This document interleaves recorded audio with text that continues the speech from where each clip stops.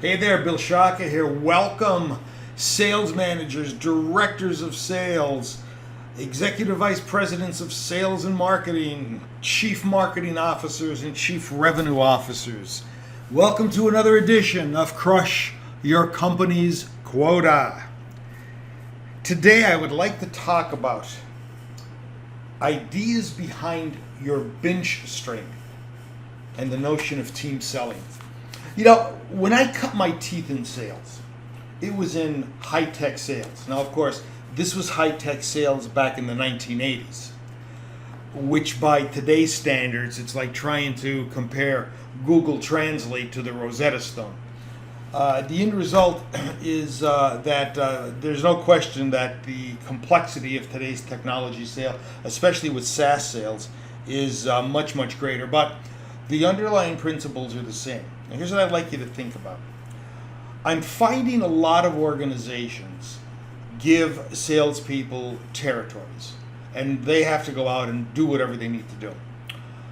It was a little different than that back in the 80s. A lot of technology companies were set up with pre-sales departments. And these were people that would take a prospect and nurture it.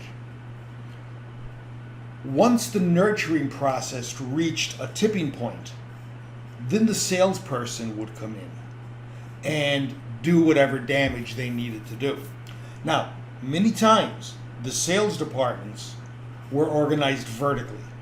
That meant that if you were a prospect in the, say, the pharmaceutical industry, after pre-sale took you to a certain level, then a salesperson that would know a lot about pharmaceuticals would then take you to the next level to closing.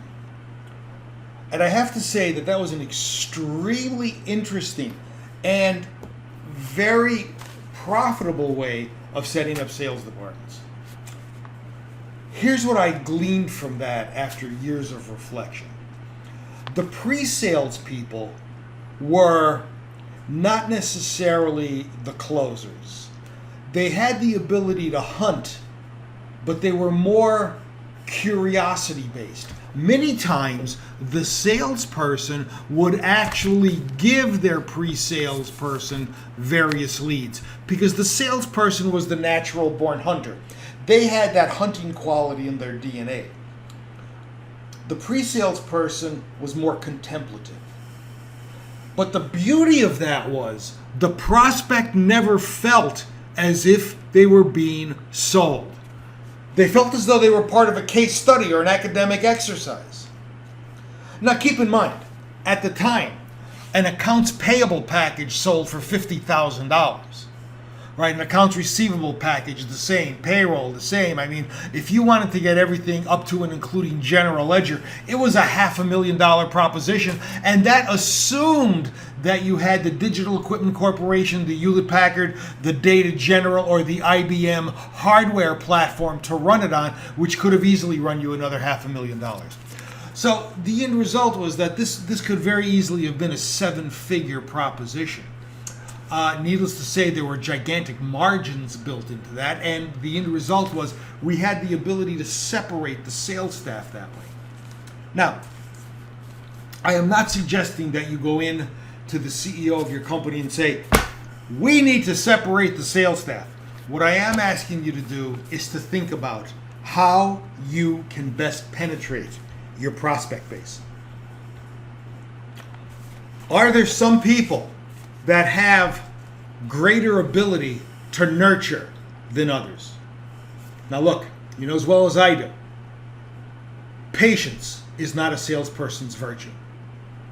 They're going to go on a call, they're going to go on another call, they haven't closed yet, they might say, the hell with it, let's move on. Even if the close cycle is 18 months, they know where they have to be in 1 month and 2 months and 3 months. If they're not there, they may start to feel as though this is a lost cause.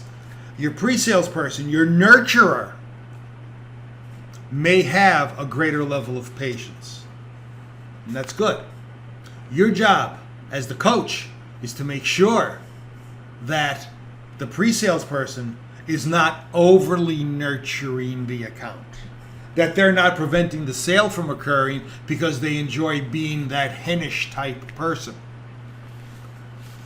And then your job coaching the salesperson is to make sure that they generate enough patience to make sure that when the baton is handed off to them, they have a good solid lead. Because a salesperson in this type of a organization should never get a lead that isn't ready to close with the proper nurturing. Folks, I don't have any specific answers for you. I don't know you. I don't know your company. I don't know how you're organized. All I'm saying is that there were tremendous sales and marketing strides made in the technology industry back in the 1980s. And I think a lot of that had to do with functionalizing the sales department. I would suggest you think about this. I would also suggest you do additional research on this. Feel free to email me, to call me, and let's talk further about it if you'd like. I am available for various types of consulting gigs to work with you on breaking up the sales department into other areas, or at least exploring that possibility, and to look at the psychological diversity of your sales staff in terms of what they might be able to do to bring prospects home quicker. Ultimately, the bottom line is to increase the bottom line. Think about how you want to organize your sales department. If you are thinking about reshaping it now, re-territorializing it, redistributing it, this may be a philosophy for you to look at. Pre-sale, sale. Anyway, something to chew on. Hope we can talk soon. Bill Shaka, thanking you for attending another edition of Crush Your Company's Quota. Please subscribe to the YouTube channel. Talk soon.